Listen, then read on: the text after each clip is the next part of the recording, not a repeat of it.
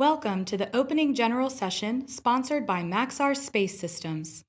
Let's welcome back to the stage Satellite Executive Chairman Jeffrey Hill.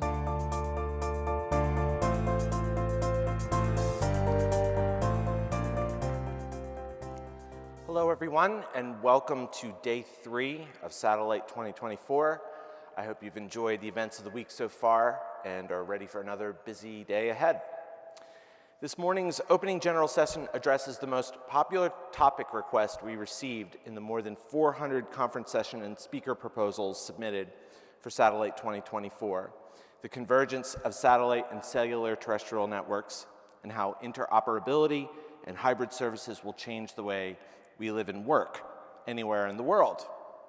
This is a very powerful general session program, beginning with a keynote from Ryan Krogh of John Deere, followed by a panel of our satellite operator executives whose companies have led our industry in enterprise and mobility services, moderated by Comtech Chief Growth Officer Nicole Robinson. Before we begin, I would like to thank our Wednesday opening general session sponsor, Maxar Space Systems, a world-leading manufacturer with deep heritage in designing, building, integrating, and testing solutions for space-based communications, robotics, power, and propulsion, Earth observation, exploration, and on-orbit servicing and assembly. Maxar spacecraft and components reliably serve a broad range of telecommunications, civil defense, and intelligence customers in their most critical missions. So thank you, Maxar Space Systems, for sponsoring our Wednesday opening general session. We very much appreciate your support. It's now my pleasure to introduce this morning's keynote speaker. John Deere is one of America's most iconic brands in agricultural, construction, and forestry technology. So, when the company issued a massive RFP for satellite connectivity 2 years ago to connect thousands of its machines, it created a significant opportunity for industry to revolutionize farming for the food supply chain. Joining us today to talk about how satellites will usher in an age of smart agriculture is Ryan Krogh, Global Combine Business Manager for John Deere. Ryan leads a team responsible for developing and incorporating system-level solutions like autonomy, sense and act, and battery electric technology into machines so farmers and construction owners can increase the efficiency and sustainability of their operations. With more than 20 years of experience at Deere, Ryan holds 7 patents and has helped bring more than 40 different innovative solutions to market.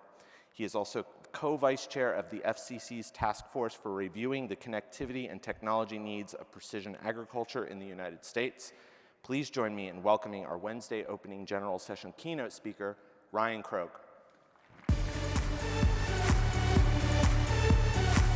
Have some fun. Awesome. Good morning. Welcome to the third day of Satellite 2024. I'm honored to be here today with you. Hopefully you're having a great conference. Yesterday, I had the chance to attend the opening session. And if you were at that, you got to hear about the Deere deal. Well, I'm the Deere guy that gets to share why there was a Deere deal. But before we get into that, I want to say thank you. I want to say thank you on behalf of John Deere, our customers, and the ag industry for everything that you guys do, for the innovation and the advancements that you make in the space industry. Today, I'm going to talk about the intersection between the space industry and agriculture. And if you're not already aware, hopefully by the end, you'll understand how our two industries are connected. I'm honored to be here today. This is my second satellite conference. My first one was back in 2021. I assembled a small team of folks to come to Satellite. Some of them were reluctant, not sure why we were going. I told them, hey, we're going to go check out and see if now is the time to bring high-speed satellite connectivity to our customers. So I actually have the same t-shirt, the same coat. I didn't have the shoes, added that swag since then, but I wanted to stand out. I wanted to let all of you know that, hey, John Deere is here, and we're looking for a solution, and we want to partner together. And so we had the opportunity to meet with hundreds of vendors. Some of you may be in the audience and remember that conversation. but I attended dozens of sessions, and we try to engage with as many folks as possible. And the message that we shared then is the same message that I'm going to share today. Feeding the world is dependent upon advanced connectivity solutions. Let me say that again. Feeding the world is dependent on advanced connectivity solutions.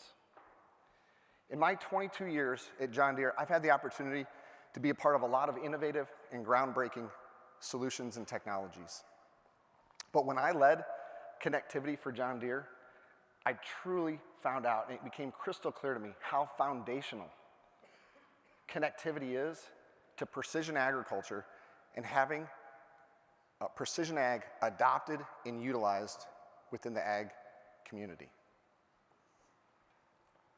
Now, as I lead our global combine business, I interface with customers on a regular basis, and I hear their challenges. I hear their struggles, and I see the solutions that they ask for of automation and autonomy. And those solutions depend on advanced connectivity. And so we have the opportunity to bring that to them. And so today, I'm going to talk about the challenge that we have ahead of us. I'm going to share some examples of how our customers are leveraging connectivity today. And then we're going to look into the future. And we're going to look at future solutions that depend on connectivity and what those can do for our industry. So with that, let's get started. I need my clicker.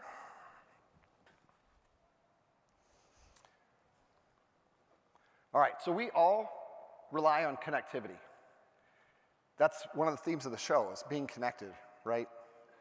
So before you came in here, you were probably on your phone, checking your email, maybe reading the news, engaging on social media.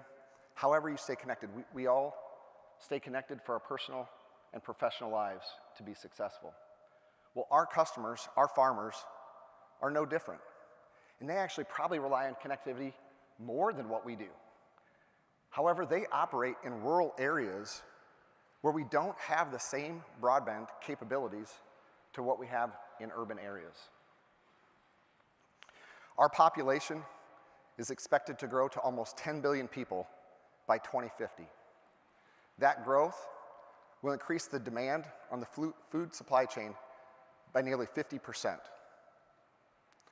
To meet that demand, our customers are facing some major challenges: labor shortages, unpredictable weather. And so to overcome those challenges, they're looking to advanced technologies, advanced precision ag technologies. And those technologies depend on artificial intelligence, machine learning, and computer vision. But to adopt those, they have to have connectivity. They have to have advanced connectivity. And that's our next intersection between space and agriculture: high-speed satellite connectivity. That is what will help us feed, fuel, and clothe a growing population. That's pretty daunting. So let's break that down in terms of what does that mean for a specific customer. So I want to talk about Ted Johnson. Ted Johnson is a progressive John Deere customer from my home state of Iowa. Grows corn and soybeans. He manages roughly 6,500 acres. That consists of 80 fields across 30 miles. He manages a fleet of 15 pieces of equipment and a team of 7 people. That team works roughly 2,000 hours annually over the season. They work ground equivalent to 40,000 football fields. I tried to look up how many football fields are in the United States to see if that was more.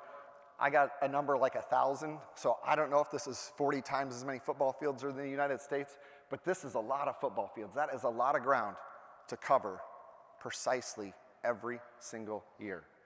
They plant 500 million seeds. And to make sure every single one of those seeds is successful, they use over 3,000 tons of fertilizer. That net result after that crop is harvested is about 38 million boxes of cornflakes. Our goal is to try and increase that by 50%. So these are the operational challenges that TED faces. TED also faces agronomic challenges. What seed variety do I use? When should I plant? What product do I use?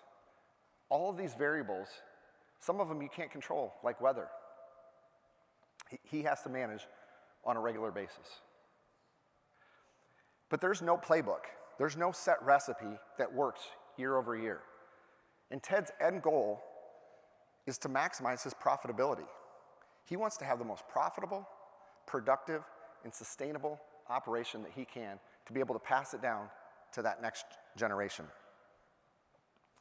And so Ted relies on connectivity to help manage his operation. Strong global connectivity. In 2011, John Deere started putting modems on all of our John Deere large ag equipment.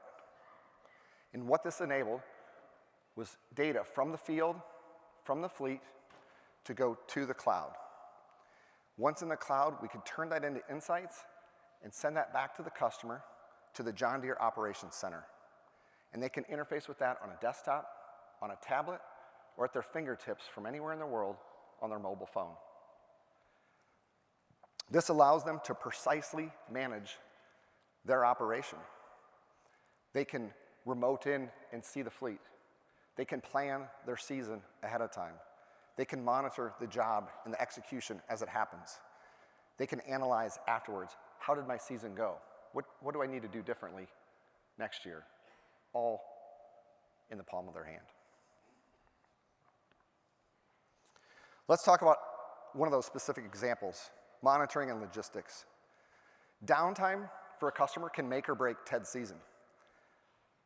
It can cause thousands of dollars of an hour of downtime can cost $1,000 per machine.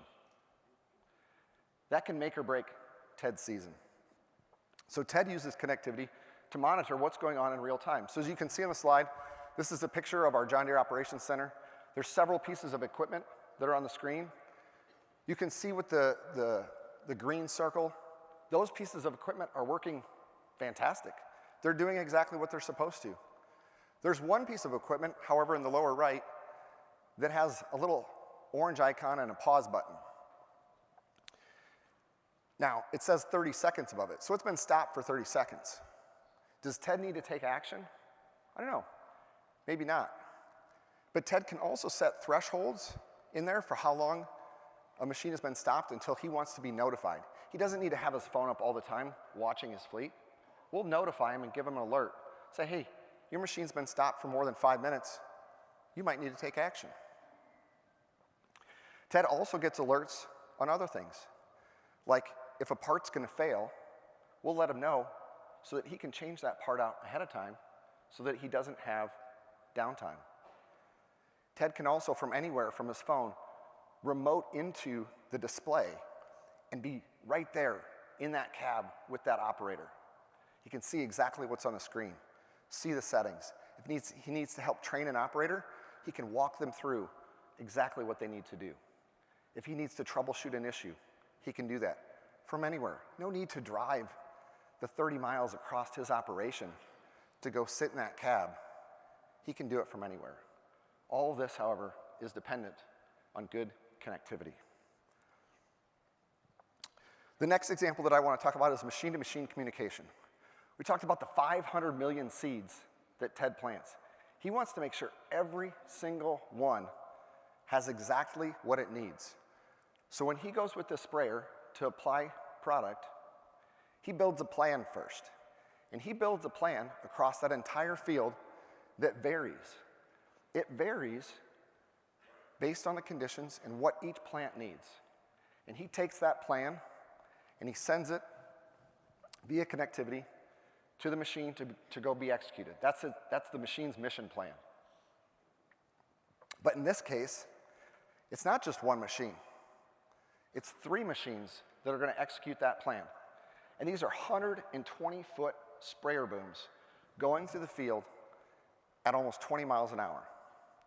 You can't see where it's been sprayed and where it hasn't been sprayed. And so as these 3 machines execute the mission plan, they share where they've been. They create what we call a coverage map to show that it's been covered. Well, that coverage map is then shared between all 3 pieces of equipment so that there is no spot in the field where we over-apply or that we miss and under-apply. Every plant gets exactly what it needs per Ted's plan. And you can see the monitoring here. These are tank levels that are shown on the Operations Center. And the refill truck can sit at the side of the field and know exactly when they need to refill. They know minute by minute what the plan is, how they're progressing, and if there needs to be changes, in this case, being refilled to continue to execute that plan. All of this only possible with connectivity. So how are we doing? If we look at the US, and we look at our rural lands across the US, about 25% of that area doesn't have connectivity. And it's not an easy problem of, oh, it's just in one area, let's go build some towers. It's peppered across our agricultural lands. It's in the hills, in the valleys. As we look to Brazil, it's even more pronounced, the challenge. Over 75% of rural lands in Brazil lack connectivity. So we have huge opportunities here. So this is why, in January of 2024, we announced a partnership with SpaceX to help address these gaps. So the partnership with SpaceX is that. It's to expand rural connectivity and solve this problem. And we selected SpaceX in the Starlink network because as we looked at the challenge in front of us today and the challenge where we want to go in the future, they were best suited to fit our customers' needs and to help solve their problem, again, both for today and the future. So to do this, we'll take a ruggedized terminal about the size of a pizza box, and we'll mount that on the roof, on the cab, on a piece of John Deere equipment. And once that terminal is mounted on the cab, we will have reliable, high-speed connectivity for that machine. And it will be able to do the things that I talked about. But it's not only the current use cases that it enables. It enables the future. The high-speed, low-latency unlocks new opportunities for us. It unlocks opportunities to develop solutions that truly rely on connectivity and always-on connectivity. That always-on connectivity will unlock new revolutionary technology in automation and autonomy for John Deere. So let's look into the future. What do some of those solutions look like? So this one is my most favorite. I lead the combine organization. It has to be my most favorite, right? So this is a combine going through the field. It's got roughly a 50-foot head on the front of it. And just a couple weeks ago, we announced, as part of our Harvest Automation suite of products, a brand new technology called Predictive Ground Speed Automation. And this takes 3 satellite-based technologies and combines them to create an amazing solution for our customers. The first is satellite GNSS. This combine is operating along a path plan that will navigate it through the entire field. It will do all the straights back and forth, as well as the end row turns, to have the combine go through the field without touching the steering wheel. That's foundational to automation. And we will navigate through the field plus or minus a ½ inch. Truly amazing. The second is satellite imagery. And so through the growing season, we take satellite imagery of the field and we create a biomass map. to understand crop density. And so that's what you see of the gradient colors in the background of the image is that representation of biomass. We take that map then, that biomass map, and we send that down to the machine as it comes in the field. As the combine starts then, we also have two pairs of stereo cameras on the front of the cab. So those are indicated by the triangles coming out of the cab there. And those stereo cameras look ahead of that header to see, do we have down crop? Can we tell the density? And in real time, it classifies that crop as it comes into the machine. And so we fuse that satellite imagery and that real-time imagery together, and with that then, predictively maintain the optimal speed of that combine. How many in this room have operated a combine? Well, we've got one back there. How many are expert operators? Probably not that many. But with this technology, I could turn every single one of you into an expert operator within an hour or two. This truly helps our customers with labor shortage.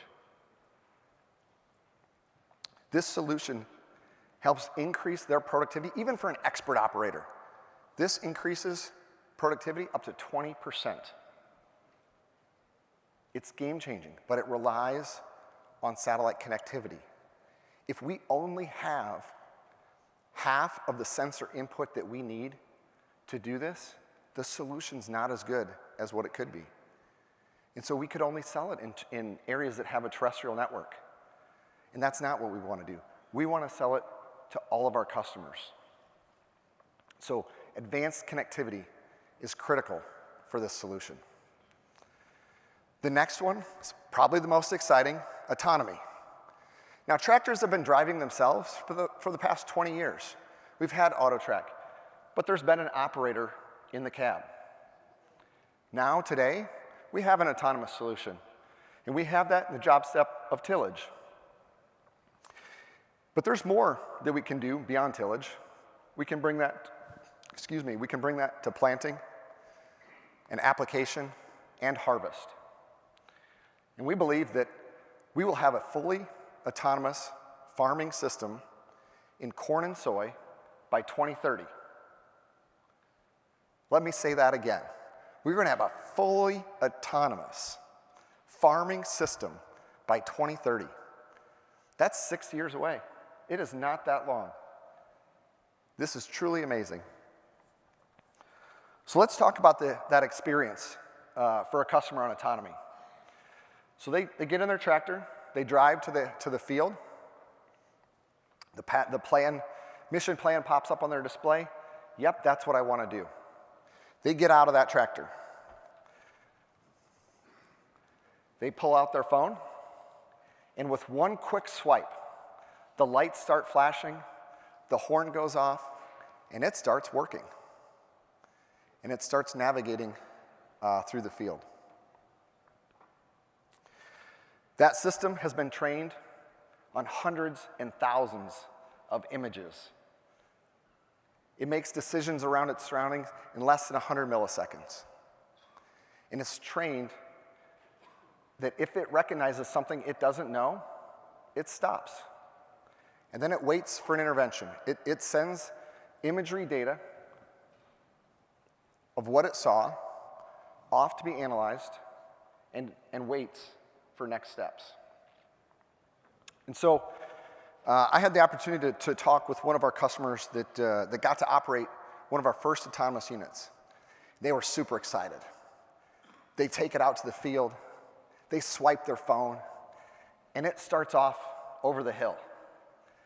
And it keeps going and going and disappears. Can you imagine having a tractor like that just disappear off into the horizon? I mean, your heart rate's going crazy. And so they stand there and they wait. It's going to go down and turn around and come back, right? So you're just waiting in anticipation, looking at that horizon to see, okay, when's it coming back? it never came back. Well, it stopped. It saw something that it didn't know. It did exactly what it was supposed to do. It stopped. But the problem was when it stopped, it didn't have connectivity. So it took the images and it went to send them out. There was nowhere for it to go. That's not the experience that we want for our customers. They've got to now stop whatever they're doing. They've got to decide, am I going to walk across the field? Am I going to have somebody take me in a pickup truck across the field? But I have to go retrieve that tractor now. I've got to drive it back into cellular coverage, and then I can try to restart it. The point of autonomy is to get the operator out of the cab and getting them doing more valuable work, more value-add work. If they're having to go retrieve a tractor because it lost connectivity, the value is not there. We have to have satellite connectivity to drive adoption of autonomy.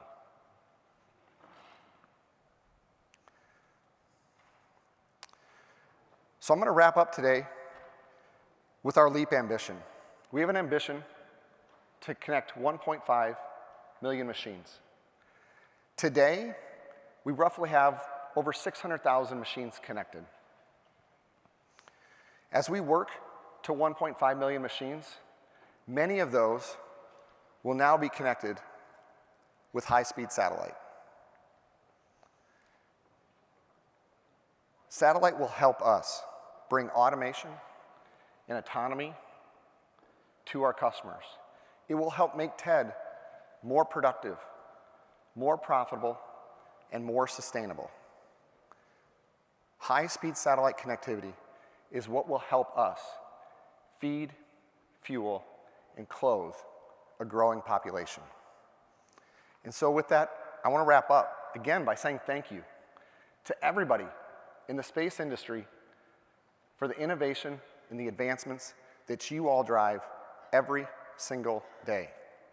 And I hope you now understand why the space industry and agriculture intersect and are intertwined in our dependency on your industry. Thank you for your time today. I hope you enjoyed it.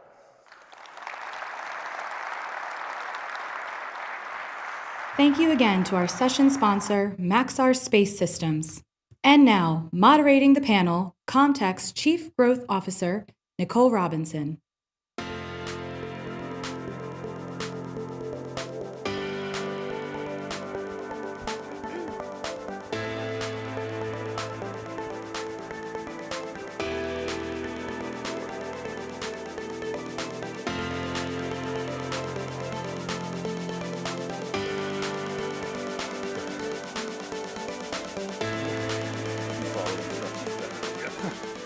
I was just following Hamid, just like you were talking about the helicopters. All right, great. Good morning. Thanks so much for that opening session. This is your opening panel this morning. Are satellite and cellular worlds colliding or converging? The Satellite 2024 event may have felt a little different to you this year. And in fact, even looking around this room, it looks a little different as well. What we've learned is that roughly 30% of the participants this year are actually new to satellite and space. And so one of the challenges that we've posed for our distinguished panelists today, this morning, is to speak to those audiences, to continue to renew that interest, to have new emerging talent enter our industry, bring their creative ideas, and enrich the technology we have going forward. So with this in mind, we want to think a little bit about what we have seen evolve over the last couple of years. We've gone from a place where raw megahertz and transponders was really the dialogue when it came to satellite connectivity, and even the common dialogue for terrestrial and wireless connectivity. Now we're having a conversation around what is the true capability that's provided? What's the use case? What is that end user able to do now having access to that connectivity?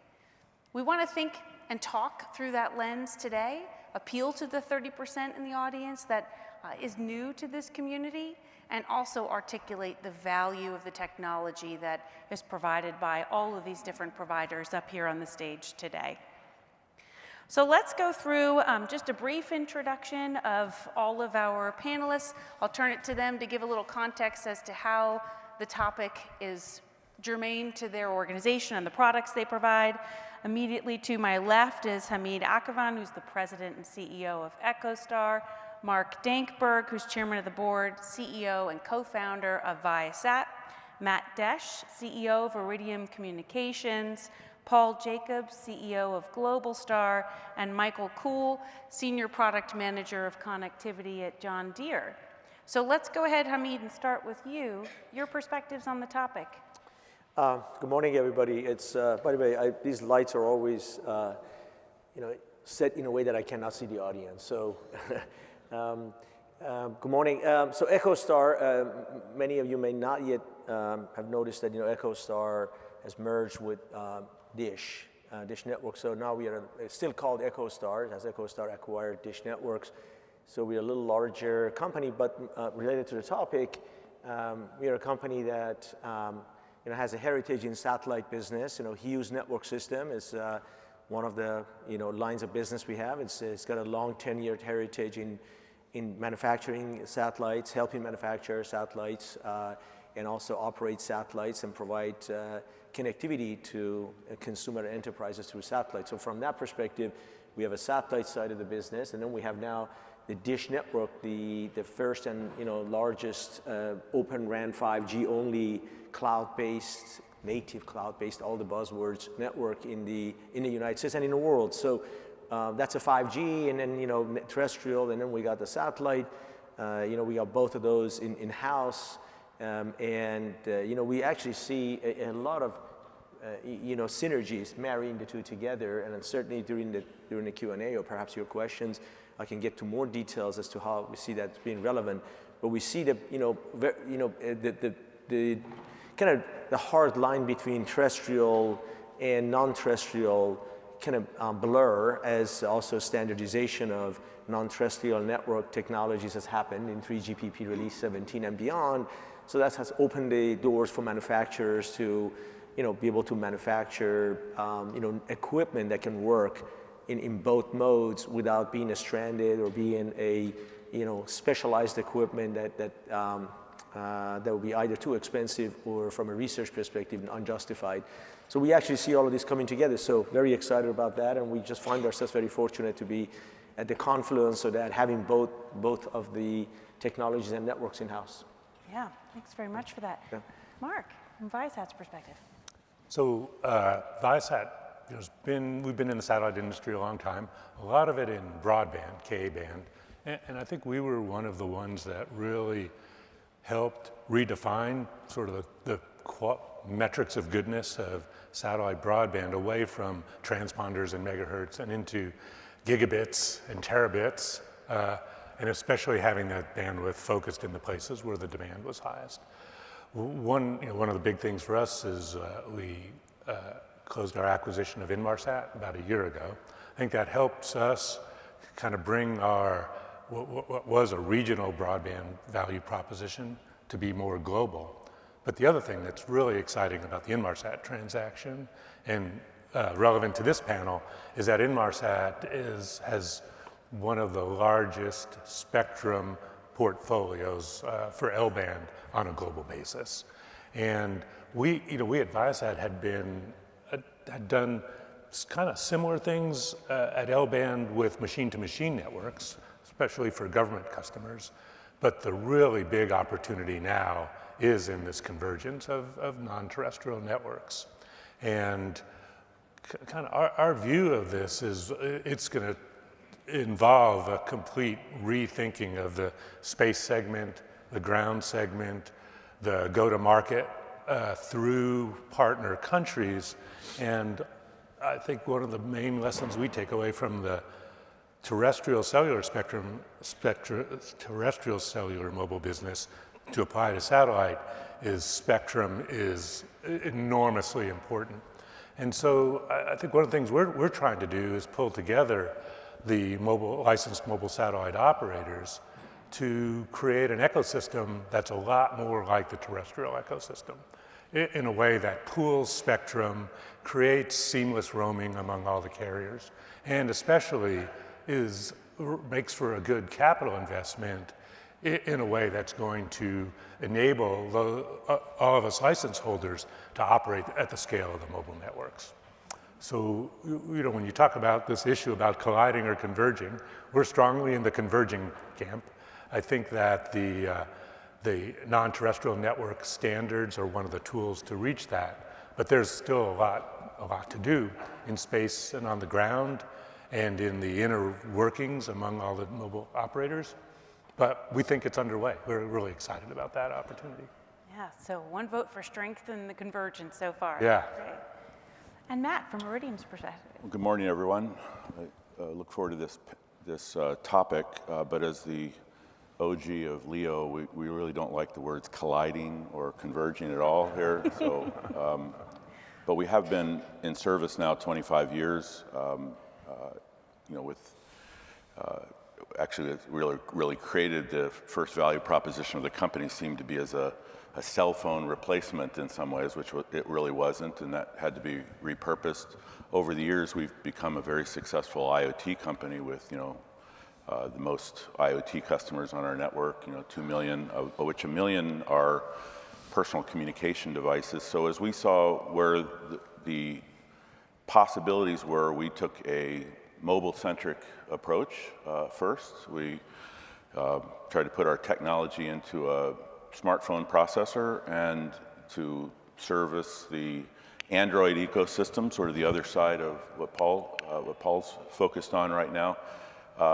Realized that was premature and that they really wanted a standards-based solution because any cost really in a mobile phone was too much. But it was an interesting approach. Learned a lot from that. We pivoted quickly and moved into what I would call a more standards-based approach, and now we're building quickly something we call Project Stardust, which I would call a more IoT-centric approach. It's more core to who we are anyway right now. It will expand sort of the IoT opportunities for us as we can then roam onto mobile networks and quickly get into the standards and into chips and that sort of thing for that activity over the coming years. So, mobile satellite services companies like ourselves have always been around cellular. I was thinking, Hamid, Paul, even Mark, I met you back when we were all in the cellular industry and you were the space guy that we were trying to figure out. But we all kind of come from that world. But the mobile network operators are still sort of toying with, is it time for space yet? And I'm sure we'll talk a little bit more about that. There's sort of interest in getting into this. Everyone's sort of experimenting, figuring out how we fit together. And I think it's really around the standards opportunity. And I think over time it will, I think those words will slowly converge, as we said, which is appropriate. And I think we'll start seeing lots of different solutions that sort of address that market in different ways. I know I've been a little bit more pragmatic about this. I felt this was going to take 10 to 15 years to evolve. I'm afraid it still will. There's a lot of people who are kind of thinking it'll go faster, but I think to do it right, we're dealing with network operators who expect a very high quality of user experience for their customers. They expect it to work everywhere. They really want to see a service that fits with their business models and business approaches, and I think we're all feeling our way towards that right now in ways to see where that's going. But it's exciting because, we all want one of these things. Yeah, and as we go to Paul, if you think about just even a couple of years ago, a panel like this, it would have been a very siloed conversation about each of these technologies and providers. But now, as you were mentioning, Matt, the bringing together of all of these different technologies, these hybrid networks, from a user perspective, that's the best solution. Having access to that always-on connectivity. So Paul, from Globalstar's perspective.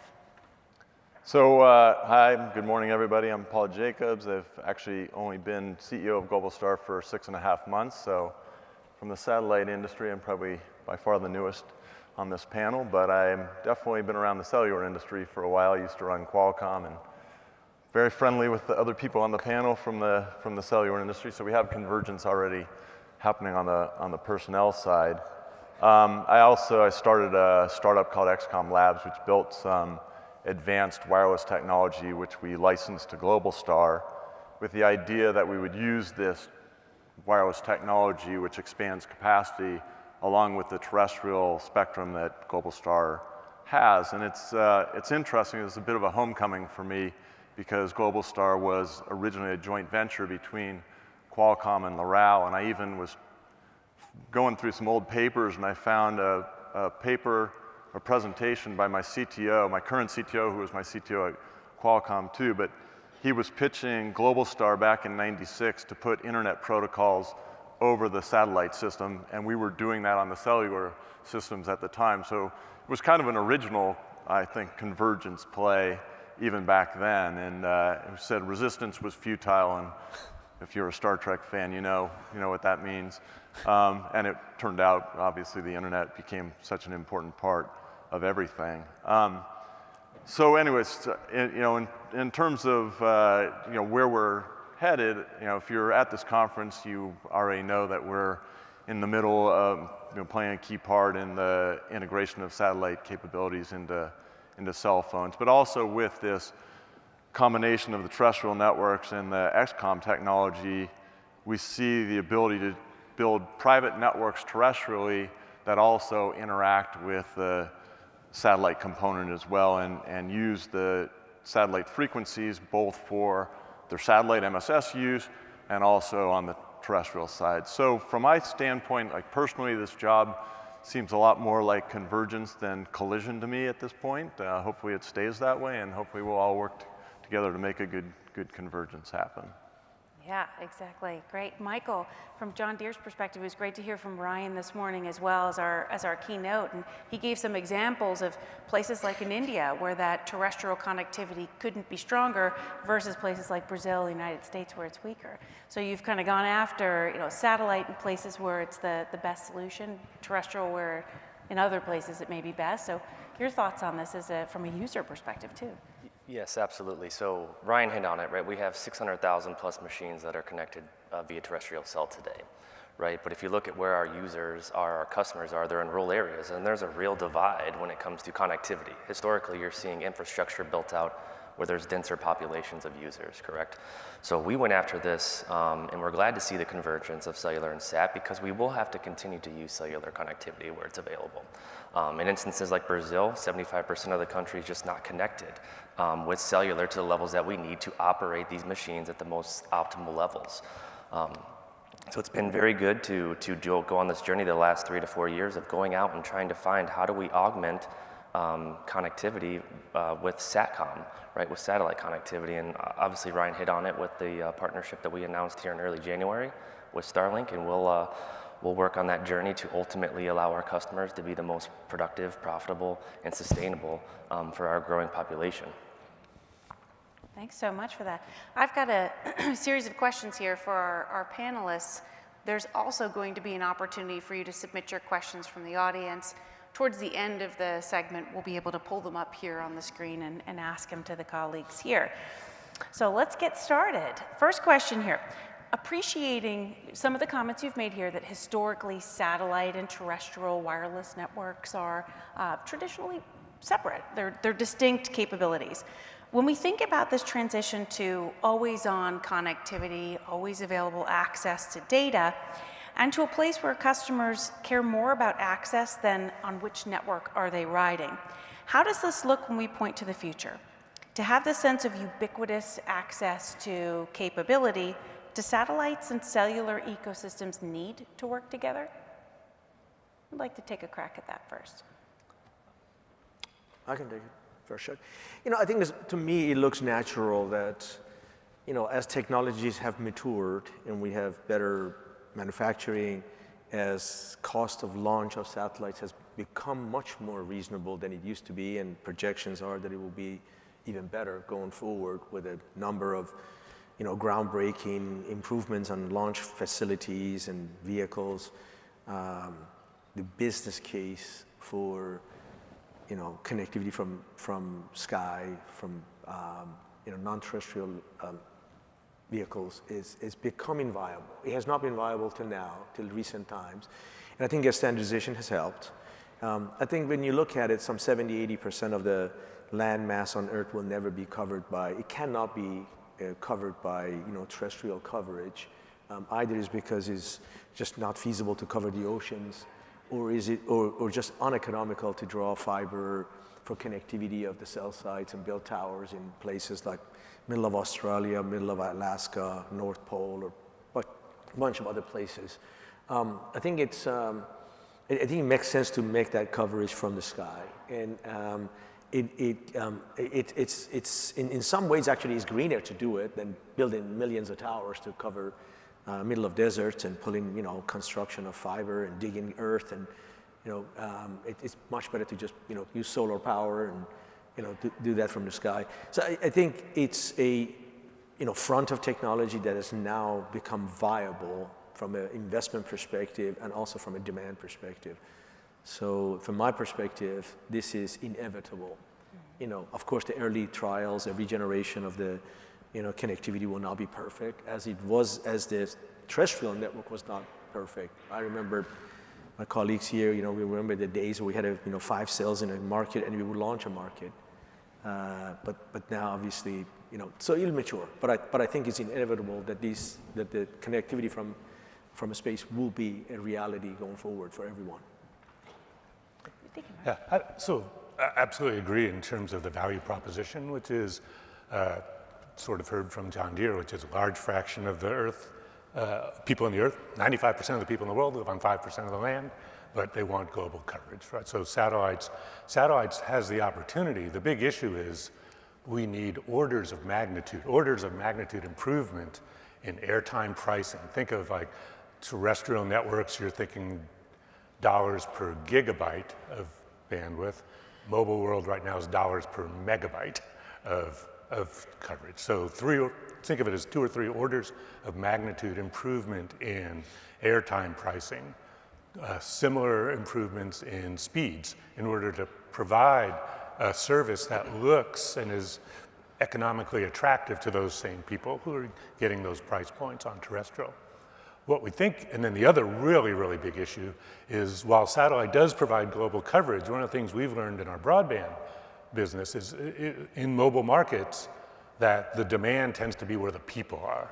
So that concentration of the bandwidth, which you can do terrestrially with cell towers, think of as, hey, satellites are only cell towers in space. How do I get the cell towers where the demand is and not in places where it's not, if I want to get efficient use of my infrastructure? I think those are the challenges. I think we're up to those challenges, but that's why when I talk about kind of a complete rethinking of space infrastructure, ground infrastructure, scale and cooperation among the mobile operators, it's going to take that scale to bridge those orders of magnitude to make this really be a ubiquitous service.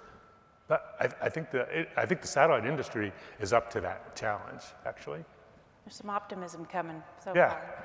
Well, Where are you going to go? well, I was just going to say it's, when I got here 18 years ago, whatever, a terminal was, $18,000 on a ship, and phones were $1,000. Even IoT devices were a couple $100. That has dramatically improved. I mean, the latest Starlink terminal is probably $400 and going to $250. So there's been a massive reduction in cost. Some of it because of vertical integration and some other things in terms of just being able to buy 1 million of things instead of 10,000 things or 15,000 things, and that has got us close to each other. So, but I agree, we've always served 100% of the planet, and they've only served like 11 or 12% of the planet, and so we've always operated kind of adjacently with each other. But now with standards convergence, we finally have the opportunity where the device isn't the cost anymore. And so if you can take that out of the equation, we can share that, and maybe the end consumer buys it for some other reason, not because they need it as a science project from a satellite perspective to operate on a remote basis, or they've already put it on all their cows, and they've been tracking them for the last 5 years. I'm sorry, that's not a great application, but it's a visual one that I always like. And those cows roam into the field and they're not tracked anymore and they really need them, then perhaps it's not, you have to buy a complete new satellite solution and build that all in. So by definition, we're really kind of coming together right now. But, you know, they're two very, very different this is a very small industry in comparison. I mean, I think we all saw that as soon as we joined this industry. You've probably seen that as well. We remember the giant shows and Mobile World Congress and everything else there with hundreds of thousands of people. And this is really a great show, but it's very, very small in comparison. And we think differently as an industry. We have lots of different varying approaches to things. We haven't converged on exactly what the right approach will be. There's even to this D2D world, there's kind of 3 major different approaches going on right now. And, you know, we're trying to align ourselves in a complementary way that will survive all 3 of those things. But, you know, to Mark's point, if, you know, you're right, we need multiples of cost reductions, but, you know, the capital we're still having to put into space to serve those things is still quite substantial. And nobody still knows how money will be made in D2D. I mean, that's been the one big question I keep asking. How much money is T-Mobile paying Starlink to launch satellites? Because it's a free service. Nobody's ever asked that question. What is the cost flow there? What is it going to be between? Is it a cost sharing between AT&T and AST? There's a lot of discussion about cost sharing with the Skylo and with you know, with the networks that they're riding on the geo networks, and where is what part of it will some telcos aren't even interested in this yet. They're kind of not sure if this is there. Everybody wants to wait and see how good it is because they don't know what it will be priced until they know what the user experience will be, and we can't exactly tell them because you can't exactly architect that well ahead of time. So there's just a lot of questions right now. It's coming together, it's inevitable, it's just taking time more than anything else. It's interesting, that relationship between cost and access, and even, you know, as we talked about the appeal to this event, how we have the increasing participants from folks who are new to satellite and space. So from that vantage point, I mean, is there a correlation between those 2 things? If the trend continues to come down in terms of cost to access terminals, and even on the geospatial side, the Earth observation side, the price per megabit, or price per pixel, I should say, has come down significantly. So access becomes increasingly available. So any other thoughts on the topic?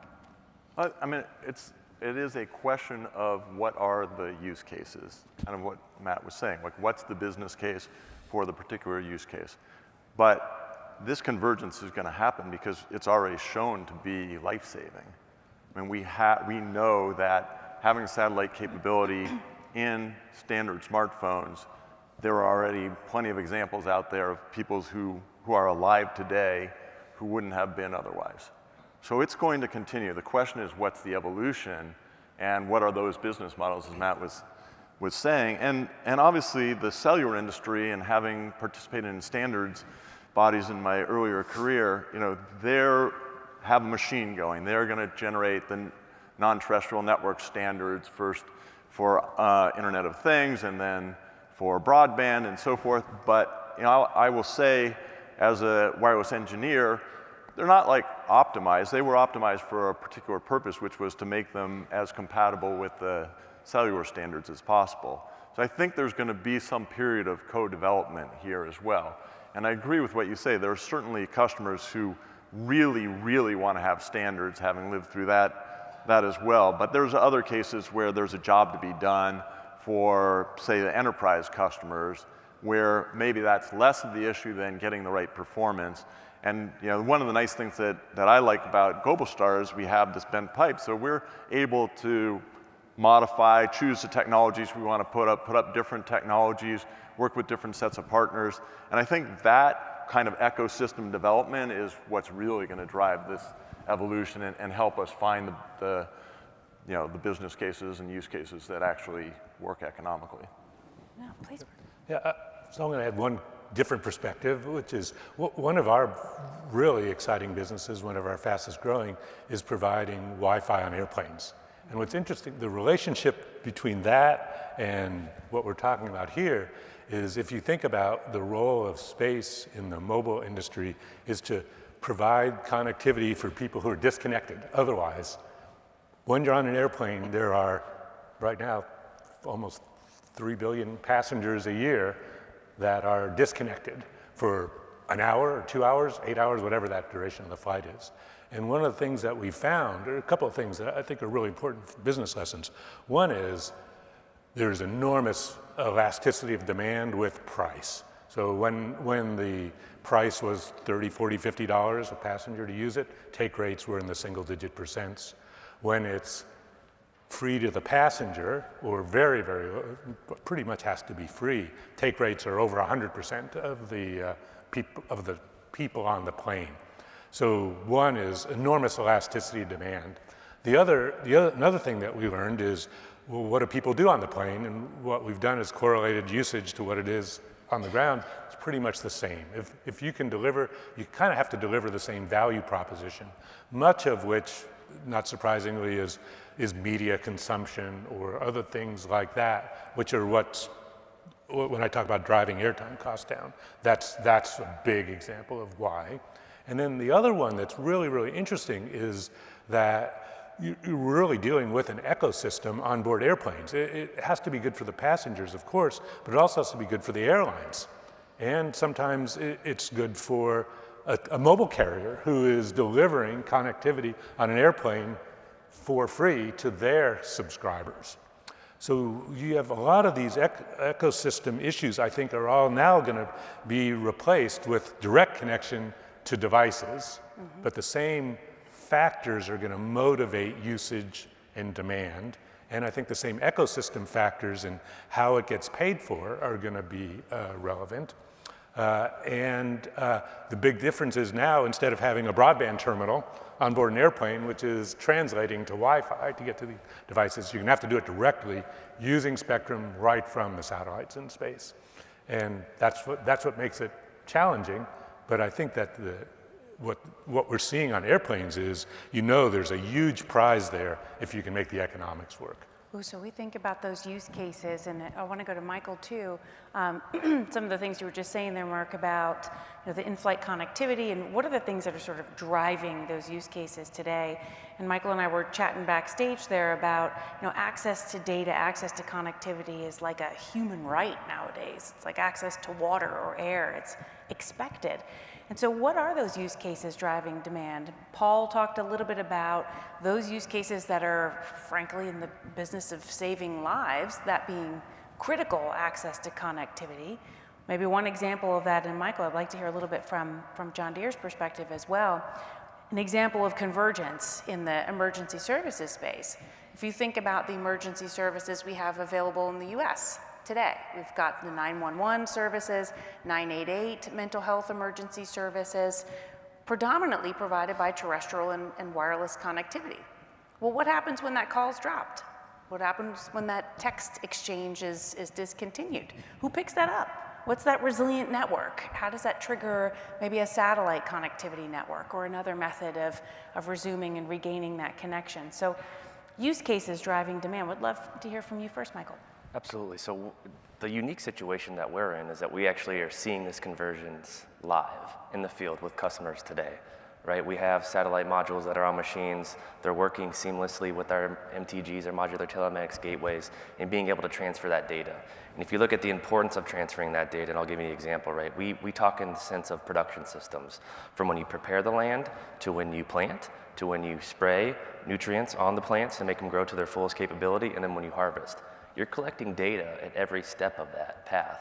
And our customers can actually glean insights from that data, make adjustments live in real time with that data to make a prescription change on what you're applying that day.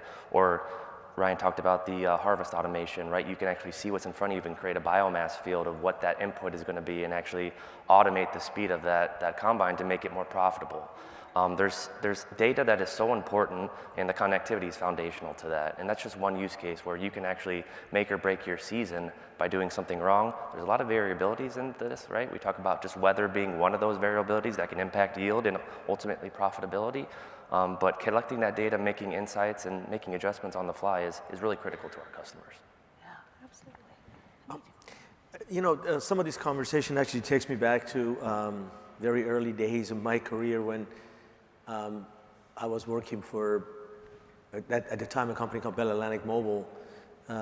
We were wondering who, 3% penetration of car phones was expected. The trunk was full of radios, and you had a 6-foot antenna on what's called the analog system, amp system, driving around with 20 cells in a city, wondering who is going to buy this thing. And the only business case that came to people's mind was realtors. Those are the only guys that when they get in front of a house, they want to have a fax machine in their car and send a fax. And we couldn't think of, nobody could think of more than 3% penetration. That was not sustained. It was like, that's too many people. How? And it took 2 days for you to install your car, equipment and wire and drill holes through your seat. And now we have a phone that is 10-core processor on a, battery this size, runs a whole day. Space is going to be like that. So right now, you're asking about use cases. We can think of 1 or 2 or 3, but we know it's a chicken and egg. The reason people don't live where they don't live is because they don't have connectivity. So part of it is because I'm not going to go live in the middle of Montana if I'm isolated by myself and I have nothing else. It's one of the most beautiful pieces of land on earth, but I just find myself isolated there. I'm remote. I don't know what I'm doing. How do I connect with people if I don't want to live by myself? You give me connectivity, and it's coming. You see the broadband version of it is showing up. People are going to spread. There's so many places that we're not going just because, again, chicken and egg to some degree. Once the technology becomes available, once the product becomes available, a lot of people discover that they can use it. So I think the key is that history has shown, when you give people something that they know how to use, they will find many ways to take advantage of it. And penetration of mobile phones today, it's a great example of that. So I'm very optimistic that this first generation is, no matter when we start, it's going to look like the very first generation of mobile phones in 1980s. And then with every sequential generation of that, it's going to get better. And Mark, I think the world is going to give, right now that the spectrum is very limited, but once, just like cellular, when we started, there was only 5 or 10 megahertz of a spectrum was given to a cellular network. And today, every operator has more than 100 megahertz of it, and more coming every day. I think there'll be allocations when the demand and the use cases start. I think more will come. So this is just the beginning stage. It's a really interesting point you make about people following where the connectivity is and that chicken and egg. If you think just a couple of years ago, there was a study done, it was actually on the US Navy, retention rates of sailors and how it was inextricably linked to access to connectivity. So if you're a young sailor and you're forward deployed, you want access to your WhatsApp and your social media and your method of communicating back home. So that linkage there, it's interesting that you bring that up. I think there's a lot of parallels. Mark mentioned the Wi-Fi industry, and of course you've been big in the Wi-Fi in aircraft industry. And we all remember 15 years ago when that started, the business model was still very unclear. The user experience was not very good, no offense. By the way, I like Viasat connected aircraft today because you get pretty good service in those places, but it wasn't originally, weren't sure what it would charge, for that, because what would you pay? So it was being given for free. We're in that same mode right now as it relates to D2D. We don't know exactly how good it's going to be, where it will be offered. Does it need to be a global service, or can it be a regional service, which is really what we're looking at today? It won't work when you get on your boat and go too far out, perhaps, or we love SOS. We're big on SOS too and have millions of saves, but SOS is becoming free, and our satellites are not free. So we need to make money on it some way, and how will the money be apportioned between it? So that all is going to happen. I also just have to say, patience is required here a little bit, because these things are going to take time to evolve.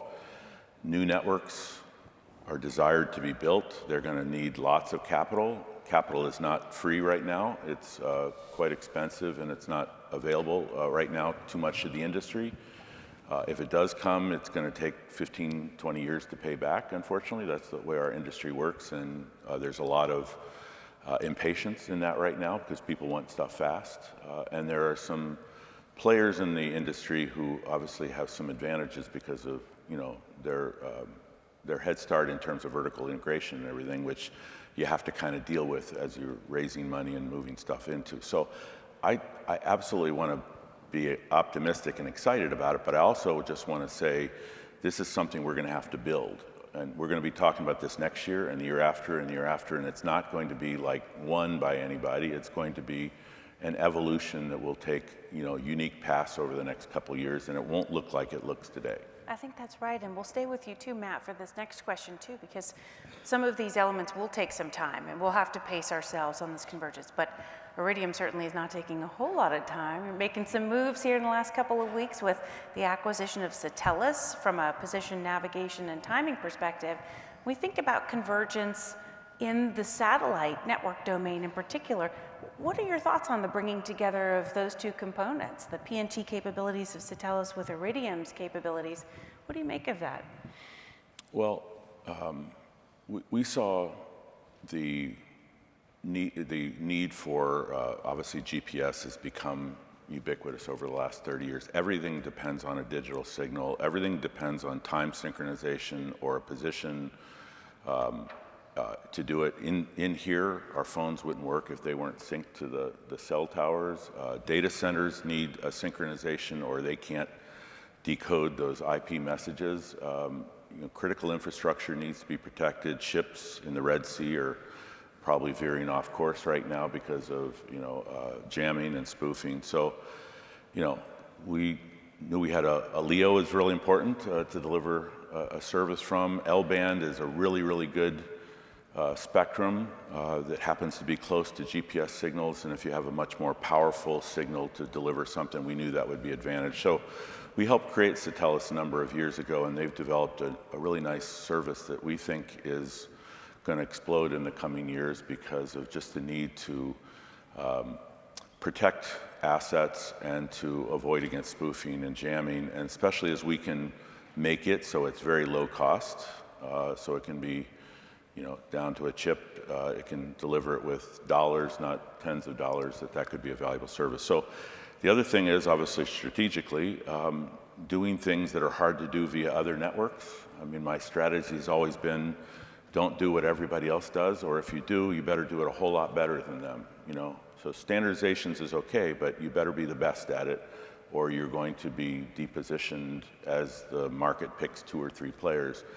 And this is an area where we saw they were 5 to 10 years ahead of anybody else. Nobody can really do what they do or will be able to do that anytime soon, and the need is there. So doubling down on those kind of things, or tracking aircraft or tracking ships, with hosted payloads, those are things that can't be done easily by others, and therefore you can defend those business areas and make a valuable business out of them. So we're really excited about the potential for it, and we haven't closed it yet, but it will any day now, and then we're really excited about where that will go.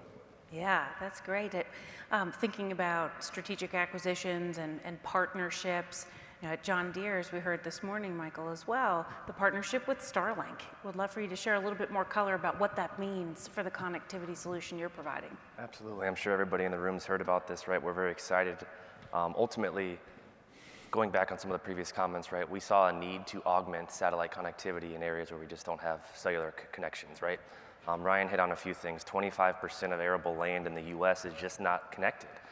If you look at Brazil, almost 75% of land is not connected, right? That's staggering. So we saw the need. We actually came to this event a few years ago and actually started pulsing probably a lot of the folks and companies in the room of seeing what's possible.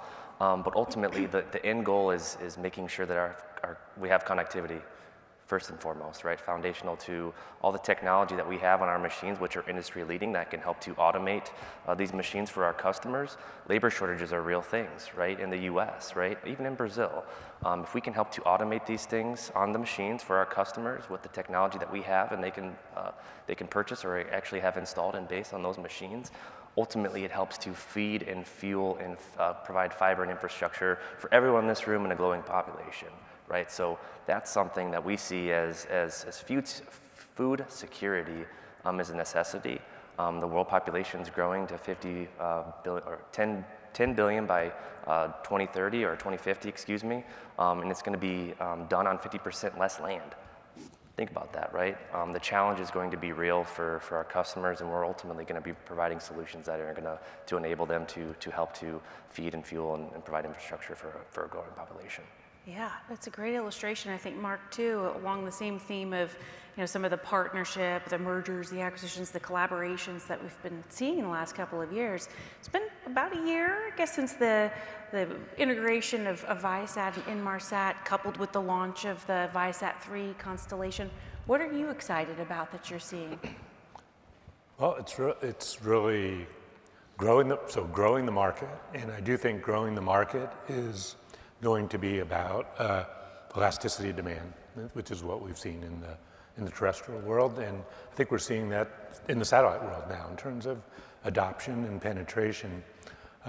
And so those are the big things. I think it's, we've seen it in the broadband domain, and very simply, the same things apply in the terrestrial world. If you're really trying to drive down airtime costs, if you have gigahertz of spectrum to work with, you're going to do that more effectively than if you had megahertz of spectrum to work with. Right? That's what accounts for some of that difference in the airtime and speeds that we talked about. What we need to do here in the direct-to-cell world, and by the way, we think Viasat 3 is a really good solution for driving down broadband costs and, also delivering that bandwidth into the places where the demand is highest, which is in the mobile world, generally in and around the metro areas, big cities, airports, ports. I think we want to do the same thing in the mobile world. The other element of this that I think is important is licensed mobile satellite spectrum is a really good way to do that without taking spectrum away from terrestrial operators where there's enormous demand. So that's one of the big things. But the other thing is all of the existing MSS operators have hundreds of thousands or millions of customers that depend on these existing mobile services. So we really need to refresh the infrastructure without abandoning all of the people that depend on the existing services. So I think that's one of the things that a lot of the mobile satellite service providers are facing, and I think that's one of the things we're looking to do by cooperating with each other, is to do the same things that you see in the terrestrial world, where as new generations come out, you refarm that spectrum without abandoning those people that depended on the previous generation. So, we see all of those challenges as opportunities for growth because of this enormous trend of driving adoption as you can drive down costs. That's really the big thing. And then focusing on, Matt does keep pointing out that these satellites are expensive. The thing that we may not drive down the cost of space systems, but we can drive up the productivity of space systems, which is the way to drive down the cost per bit, which is really what we think is the dimension of value. So we think about those value dimensions and some of the driving factors behind it. I mean, you started the year quite busy here with EchoStar's acquisition of Dish Network. When we think about it, it's a classic convergence of satellite and cellular, right? So what were some of the motivating factors behind EchoStar's move there? Well, certainly one of the key motivations was to enable the opportunity of terrestrial and non-terrestrial convergence.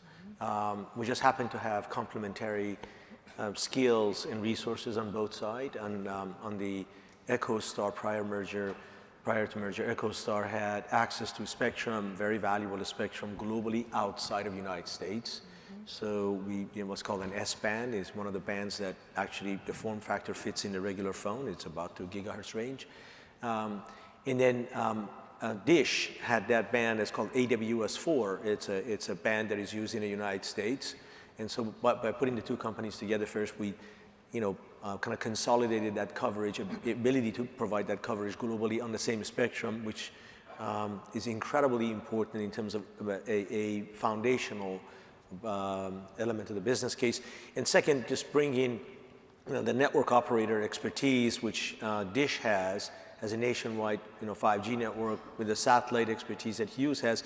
Like in some ways, not to go into any detail, the network side of global coverage is harder than the satellite, because there has never been in the world one operator, one carrier that has a span beyond one country. No operator has ever gone beyond one country. So there used to be 15 T-Mobiles, but there were 15 different networks. You didn't go beyond a boundary.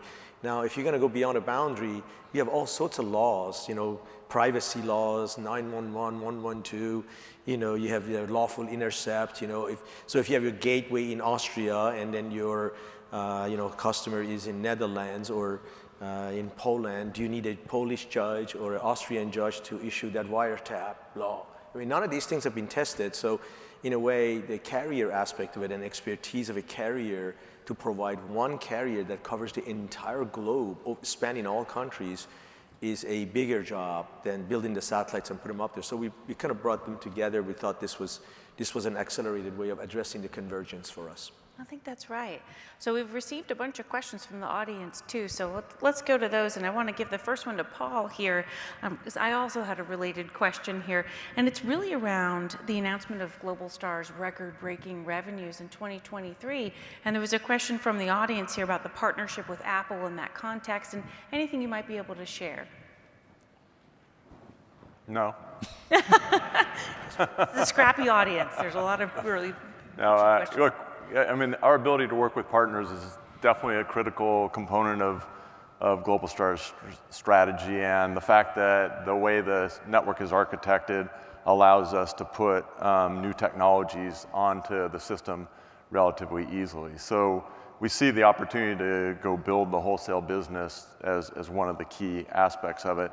But also, I think this combination between terrestrial networks that we have the capabilities of and the satellite component is another big area for us. And as a great example, we're building systems, terrestrial systems for warehouses, and we're building terrestrial systems for mines. So you can imagine that we can have supply chain visibility all the way from the raw materials to the finished goods that are going into a customer's sack, grocery or shopping bag to take home.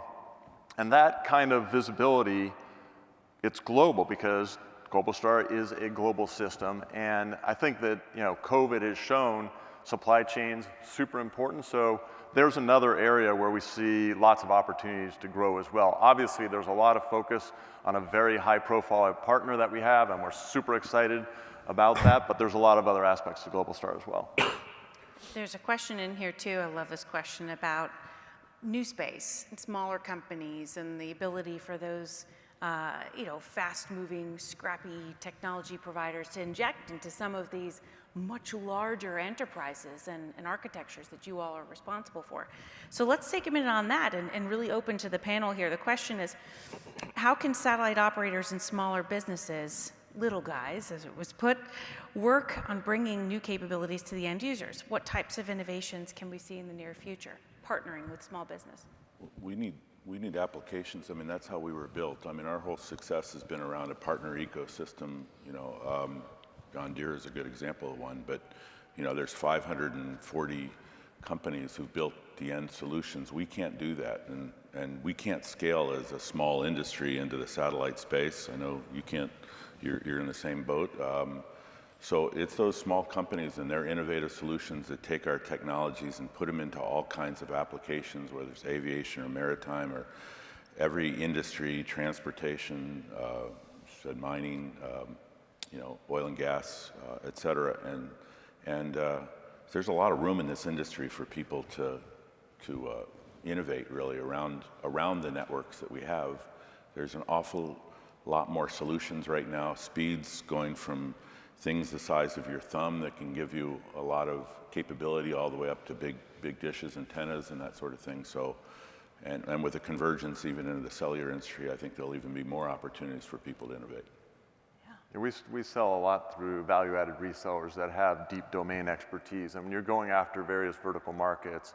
If you don't have the deep domain expertise, you're definitely not going to be successful. I saw that when we tried to expand what we thought was an easy lift to go from tracking trucks to tracking construction equipment back at Qualcomm and completely failed because we didn't really understand what the issues were in the construction industry. So if you're a small business and you have great knowledge about a particular area, then you're going to find a very receptive partner in a lot of us. Great. It's interesting, too. You think about this time last year, it was soon after the fall of Silicon Valley Bank, which impacted a lot of the new space startups. So as you were making some of these comments here, I was thinking about, well, wonder what the tertiary impact is of, this past 12 months. Who's been able to continue to innovate, where there might have been sort of a stymieing impact on that technology, and the relevance for some of the larger architectures and capabilities that you've got up here on the stage. Any other thoughts on that one before I pick another topic? Okay. All right, so let's go to this one. In the worldwide regulatory environment, when we think about some of the themes that were expressed here about bringing together the different capabilities, whether they be terrestrial, wireless, satellite, how does the regulatory environment impact that opportunity? Yeah, I'd say, I think regulators, they want new services and they want competition, right? And I think they also don't want to disenfranchise the people that depend on the existing ecosystems, whether it's terrestrial spectrum or space spectrum. So I think those are the things that need to be integrated. But the other one, and just your comment on Silicon Valley Bank is relevant because as Matt keeps pointing out, and I think we all appreciate here, is this is a very capital-intensive industry. And capitalizing small startups or even large, relatively, billion-dollar companies going into new areas, it can be a challenging environment. So I think that one of the things that regulators are going to pay attention to is, I keep using this term ecosystem, which is really about how do you have, and it certainly has happened in the terrestrial system, is you have an ecosystem that's evolved where you can attract capital from infrastructure providers. You can attract capital from, when I say infrastructure providers, like tower companies, or you can attract capital from companies that invest in some of the carriers. So I think attracting capital is really important. Regulatory environment will be important to attracting capital. And I think that part of what we're gonna want to do and try to show regulators is that having the right ecosystem will bring all of those ingredients together without individual satellite operators, for instance, having to capitalize this whole industry. I think that there are, just like there are use cases in the agriculture area, there are use cases in other areas where people being disconnected costs dollars, it costs money, right? So, and we've seen that in the in-flight space where some of the people that will help pay for connectivity are those over-the-top providers or other applications providers who get value out of their customers being connected. So I think that it's going to be a delicate regulatory issue, but I think that we have the ingredients to do it. And that's really going to be motivating roaming cooperation. Coopetition is kind of the word that people use, right? Which is not collusion, but cooperation in a way that brings scale to the ecosystem. I think regulators are going to play an important role, and there will be inputs from regulators all around the world about what makes that work. By the way, the environment and the regulatory environment has changed dramatically in 10 years. I remember having lunch with Tom Wheeler when he was appointed to be, and he said, no offense to you, I like you, but it's all about the cellular industry right now. Satellite kind of gets its due when it gets around to it. We had the SIA dinner the other night, and Doreen Bogdan-Martin and Jessica Rosenworcel were talking about 80% of all the issues in the next World Radio Congress are satellite issues. So it's like we've become dominant really in the regulatory environment. But there's really challenges figuring out how to put those two together, as you agreed. It's not an easy environment. There's going to be, how do you reuse spectrum that was a lot of people paid a lot of money for and put it into places where they didn't pay for and other people might want to use it? Where can you do that? We do have a better, I think, a more cleaner regulatory environment, I agree, in the satellite industry, in that we have an environment that we can exploit. It's not easy to do it because all the spectrum isn't aligned and satellites haven't been built, so there's challenges there. But I think regulators want us to succeed, but there's going to be some real challenges putting cellular and satellite issues together and resolving those. But there's at least a desire to do it. I think so too, and perhaps that collaboration across industry will get us there even faster. Okay, so let's bring it home with any final salient points that may have come to mind over the course of the discussion here today. I know I have a bunch in my mind just reeling from all of the insight that you've shared. Very grateful for that. Let's start, Hamid, any closing remarks for the colleagues here? No, I just think that this is a beginning of another journey for connectivity. Yeah. I think it's every a generation has a new version of connectivity and new advancement in connectivity. I think we are just at the beginning of, at that curve again, scratching the surface. I think is really exciting for, I wish I was, 30 years younger and I'm starting my career today, because I think this reminds me of back at the first days of cellular. Now I see the next phase. So I think it's really exciting. It's exciting for entrepreneurs, exciting for early investors, groundbreaking technologies. So I look forward to all of that, and hopefully we can contribute some along the way, but it's going to be a better future for connectivity for sure. Yeah, without a doubt. Mark, your thoughts?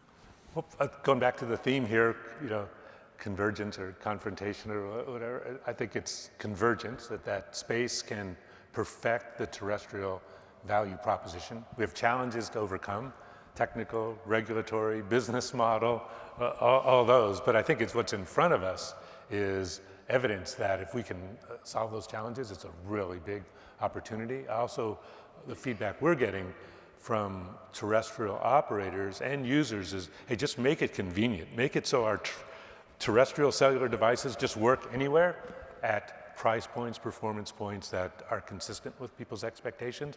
And that's the land of opportunity. So, but there's these capital, technical, business model challenges, to regulatory challenges. That's what we have in front of us. But I think the big prize is there. Matt.